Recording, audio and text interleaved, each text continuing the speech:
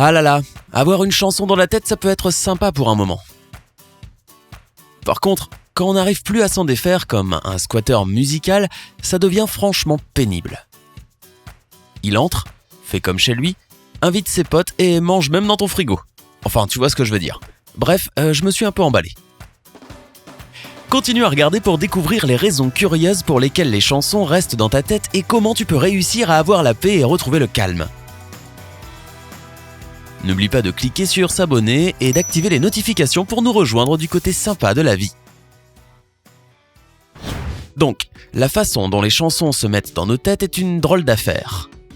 Si tu as écouté un album qui ressemblait à la bande originale de ta vie et que tu t'es tellement enflammé que tu l'as joué et chanté encore et encore jusqu'à t'en casser la voix, alors c'est logique que cet air ne te quitte plus. Mais il y a beaucoup de fois où des chansons nous collent à la peau sans aucune raison. Parfois, le simple fait de voir le nom d'une chanson sans même l'entendre peut te la mettre dans la tête et y rester pendant des heures. Si une chanson entraînante passe à la radio pendant que tu conduis et que tu entends les premiers rythmes de la chanson, même si tu te précipites pour changer de station, le fait que tu aies entendu ces quelques secondes a déjà un impact. Parfois, une musique reste tellement dans ta tête qu'elle apparaît même dans tes rêves. Ça t'est déjà arrivé ? Ce n'est pas juste, hein ? Le sommeil est censé être le seul moment où l'on pouvait y échapper. Quand une mélodie est dans ta tête chaque fois que tu te réveilles, ainsi que dans ton sommeil, ça peut commencer à devenir insupportable. Il est aussi possible que tu ne connaisses même pas le nom de la chanson que tu entends dans ta tête, et tu ne sais peut-être même pas où tu l'as entendue. Donc en plus d'être agaçant, ça peut être frustrant d'avoir une mélodie au hasard. Parfois, les morceaux qui restent dans ta tête vont à l'encontre de tes préférences musicales. On peut s'opposer moralement aux paroles d'une chanson, mais la mélodie peut être si entraînante que l'on se retrouve à la fredonner sans s'en rendre compte. Alors, pourquoi est-ce que ça arrive ? Ces airs obsédants sont ceux qui mettent en route la lecture automatique des chansons dans ta tête. Avant de paniquer et de commencer à te frotter les oreilles pour te débarrasser de ces nuisibles musicaux qui semblent s'être glissés dans ton conduit auditif comme des vers, mais non, il n'y a pas de vers. Sauf si tu regardes Star Trek 2, La colère de Khan, qui met en scène un vrai ver d'oreille. Berk. C'est juste une façon de parler.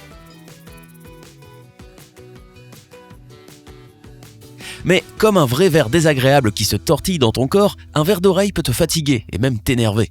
Éliminer l'intrus demandera beaucoup d'efforts. 92% des gens sont souvent victimes de ces airs obsédants au moins une fois par semaine. Donc tu n'es pas le seul. Les airs obsédants varient en intensité. La plupart d'entre eux durent entre 15 et 30 secondes. Bien que cela puisse sembler beaucoup plus long lorsqu'ils se manifestent plusieurs fois par jour. Les airs obsédants sont généralement bénins. Dans de rares cas, certaines personnes sont victimes de ces mélodies répétitives pendant des années, bien qu'il s'agisse habituellement d'un symptôme de maladie psychologique comme un trouble obsessionnel compulsif. Mais avant de maudire le jour où tu as entendu Moves Like Jagger de Maroon 5 et de penser que tu ne seras jamais libéré de cette chanson, rappelle-toi que cela n'arrive que très rarement. La plupart des airs dont les gens ne peuvent pas se défaire sont de nature très simple. Il est beaucoup plus facile d'enregistrer un air simple avec un refrain qui se répète qu'un morceau complexe de musique instrumentale. À moins que tu ne renonces à la musique pour le reste de ta vie, tu vas probablement continuer à vivre ces petits désagréments. Mais il y a plusieurs genres que tu peux esquiver pour éviter cela. La pop et le rock sont généralement les plus accrocheurs.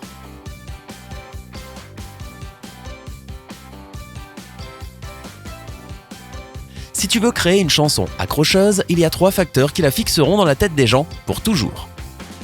Selon une étude réalisée par des chercheurs de l'université de Durham, publiée dans la revue Psychology of Aesthetics, Creativity and the Arts, de nombreuses chansons velcro ont un rythme entraînant. C'est le genre de chanson sur laquelle on peut danser, ou du moins taper du pied, donc les mélodies lentes sont moins susceptibles d'être retenues. La chanson a aussi des intervalles uniques qui la séparent de toutes les autres. Pensez au rin rin rin dans Bad Romance de Lady Gaga ou au riff de guitare dans Don't Stop Believing de Journey. Les chansons les plus accrocheuses ne sont pas trop simples ni trop complexes. Chose intéressante, cette idée est explorée dans le domaine de la psychologie, et elle s'appelle l'effet boucle d'or. Il montre comment les tout-petits semblent préférer accomplir des tâches qui ne sont pas trop faciles ni trop difficiles, mais qui ont juste la bonne dose d'un facteur stimulant. Les airs obsédants semblent être scientifiquement conçus pour rester bloqués. Bien qu'il semble qu'il n'existe pas d'échappatoire, on peut espérer arrêter la lecture en boucle de la chanson dans ta tête. Mâche un chewing-gum. Selon une étude menée par l'université de Reading, le chewing-gum peut aider. Oui, en fait, ils étudient ce genre de choses. L'expérience a exposé les étudiants à des airs super entraînants et ceux qui mangeaient du chewing-gum ont déclaré avoir moins de problèmes de mélodies obsédantes. Pendant que tu mastiques, le cerveau est en contact avec les parties de ton corps responsables de la parole, ta bouche, ta langue et tes dents. Comme tu ne chantes pas, ton cerveau devient moins apte à créer des souvenirs musicaux. La prochaine fois qu'une chanson entraînante commence à résonner dans ta tête, n'attends pas, prends un chewing-gum. Opte pour un chewing-gum sans sucre si tu préfères l'éviter. Ou c'est que tu ne veux pas commencer à entendre Sugar Sugar des Archies. Chante une chanson différente. Parfois tout ce que tu veux c'est du silence, alors chanter une autre chanson ne semble pas être une bonne solution. Cependant, certaines mélodies peuvent être tellement entraînantes qu'elles ne veulent tout simplement pas partir. Alors il faut faire un choix.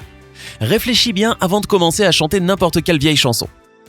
Choisis un morceau qui est plus doux, avec lequel tu as des associations émotionnelles positives et dont tu sais qu'il ne te donnera pas envie de chanter à tue-tête s'il finit par te rester dans la tête. Concentre-toi sur une activité intellectuelle spécifique. Débarrasse-toi de cet air obsédant en orientant ton esprit vers quelque chose qui stimule ton cerveau. Il peut s'agir de préparer ton emploi du temps de la semaine, de jouer au sudoku ou de faire des mots croisés. L'astuce consiste à trouver quelque chose qui n'est pas trop facile ni trop difficile. Sinon, ton cerveau retournera naturellement à la mélodie. C'est comme ça que l'effet boucle d'or peut être utilisé à ton avantage. Un bon exercice mental consiste à penser à des nombres aléatoires chaque seconde jusqu'à ce que la musique disparaisse. Écoute la vraie chanson. Au début, ça peut sembler être la pire chose que tu puisses faire. Tu veux juste l'enlever de ta tête. Alors en quoi l'écouter encore une fois peut aider ? Eh bien, le fait de s'impliquer pourrait t'aider à atteindre une sorte de fermeture.